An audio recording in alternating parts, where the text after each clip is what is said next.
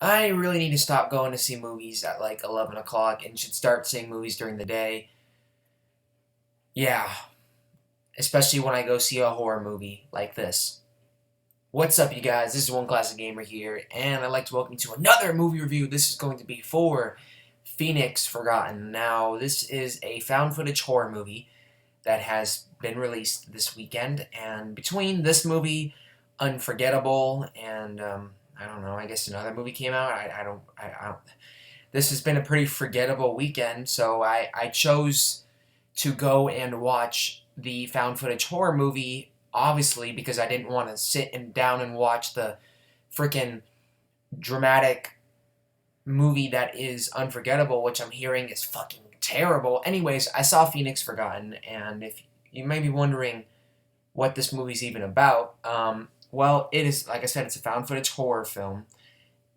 The horror aspect is more like in the last 30 minutes of this movie. But basically, what this movie is about, it's based off of true events, the true events of the Phoenix Lights. Now, in March 13th, 1997, in Phoenix, Arizona, there were these lights that were spotted in the sky, like these really mysterious lights. No one really knew what they were, and to this day, um, they remain unidentifiable. Like no one knows really what they were, and it is widely regarded as the greatest UFO sighting of all time because that's what everyone speculated it was. I mean, of course, the U.S. government. Some people theorized that it was the U.S. government or you know the Air Force or whatever, but um, I guess those theories have sort of been debunked, and even the governor, the Phoenix governor, has come out and said that he has no idea what they were either. So basically, this movie is about the Phoenix Lights, and basically, and what happened after the events of the Phoenix Lights, like a couple days later, three students went searching for answers, of course, to the Phoenix Lights because they were really intrigued by it and all that, and they wanted to know more. And those three students, those three people, like they've been missing to this day. Like no one knows what happened to them. We still have not found them. We have no idea what happened to these three students. And this movie is basically about uh, shows us sort of. It doesn't really. Yeah, it shows us or it doesn't. Well, I mean, it's a movie, so it doesn't 100% confirm that this is what happened to them, but this is a found footage horror movie based off of what happened to them, basically. In the last 30 minutes of the movie, the first hour of this movie is just constantly cutting back between past and present day, where in the present day, you got the sister of the brother who went missing with the two other students, who is putting all these tapes together and she's interviewing people about it, and she's trying to figure out what happened to her brother and these people, these three people that went missing.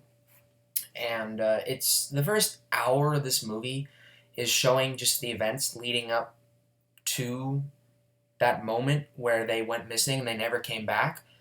And I gotta admit, the first hour of this movie, after a while, it really starts to drag. I mean, I understand they need to have build up for a film like this, but after about 40, yeah, I'd say about 40, 50 minutes, you're just kind of like, okay, can we get to the scary stuff, please? Because the stuff that's going on in the present day just isn't that interesting, in my opinion. It's not really too interesting. I mean, when she's interviewing the people that were involved in the investigation, those are the entertaining parts of the present day footage. But I'm not trying to sound fucked up or be a dick when I say this, but whenever she's interviewing the parents, it just I kind of zoned out and I was like, okay. But there was some interesting stuff in there too. So I mean, it's cutting back and forth. The first hour in this movie is cutting back and forth between past and present day. And the stuff in the past is her brother recording and meeting this chick, this high school chick, befriending her, and them planning to go on this trip. And I gotta say right now, I noticed some continuity errors with this movie like right away. Like there were some pretty glaring continuity errors in this movie. The brother has a collection of the seasons of X-Files, the show. I've never seen X-Files, but I did watch Chris Stuckman's review of this movie, and apparently X-Files came out after the events of this movie. And then there's another reference to Contact, which, again, Contact did not come out until after the events of this movie. Those were the issues I heard about from Chris Stuckman. I also noticed some issues in this movie when I was watching it, some continuity issues, like they would say, it's 7 o'clock in the morning, and then you would see a shot of, like, the car, the time, and it would say it was, like, 8 o'clock or 9 o'clock in the morning. Little continuity issues like that. The biggest one I noticed, this movie's supposed to take place in Phoenix, Arizona. This made me laugh because I live in a city called Santa Clarita, which is like about an hour away from Los Angeles. And in Santa Clarita, there are these buses, these blue, green, and white buses that you see them all the time out here. And I noticed that in a scene in this movie that's supposed to take place in Phoenix, Arizona, they tried. It's funny because they tried to blur it out too, but I've seen these buses so many times. I know what they look like. There's a part where you see one of those buses in the background, and it says "City of Santa Clarita," and I was just like, "Oh my God!" Like that is a pretty bad continuity error.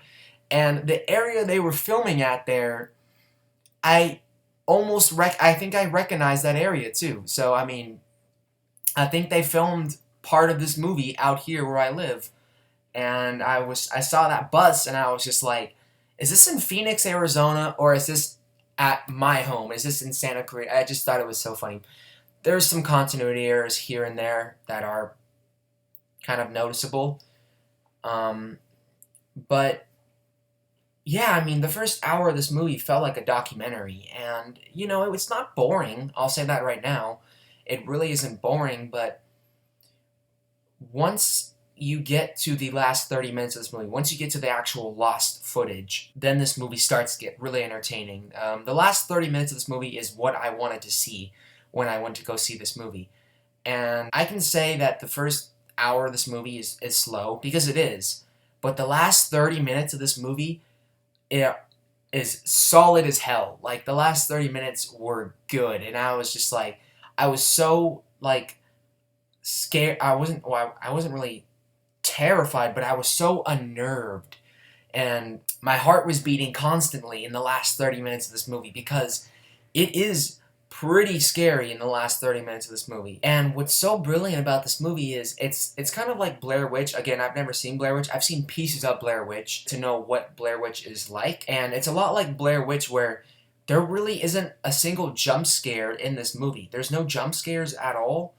But it's still, the last 30 minutes of this movie is still really intense and suspenseful, because you're just constantly, like, you're waiting for something to happen. And there are lots of moments, like long stretched out moments, where stuff really isn't happening. And it got to me. It really got to me, especially because I went to go see this movie really freaking late, and I was one of the only people in the theater. There were like 2 other people in the theater with me, like with this movie, and they were sitting all the way in the back. I was basically all by myself watching this movie, and the last 30 minutes were super suspenseful, and they were so solid that the first hour leading up to the last 30 minutes of this movie was okay. It made everything okay, basically. It fixed it for me. Now, let's get one thing out of the way. I didn't think the first hour of this movie was bad. I just think they could have cut it down a little bit, because it does drag on a little bit. But the last 30 minutes of this movie is so solid and so good that I'm able to dismiss everything leading up to it, because that's what these movies do. That's what found footage movies like these do. They're supposed to build up to the scary shit, and when the scary shit happened, I was actually really impressed by it, because, like I said, there really isn't a single jump scare in this movie. I mean, There's loud noises and shit, I'll say that right now, but there's not a jump scare in this movie, like, at all.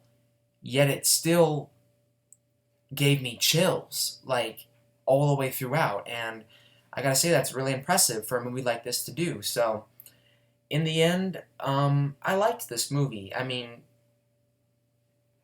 if you can get through that first hour, you've got a good, solid 30 minutes of suspense in there. So I'm going to give Phoenix Forgotten a 7 out of 10. It's not the best horror movie I've ever seen, but it's not terrible either.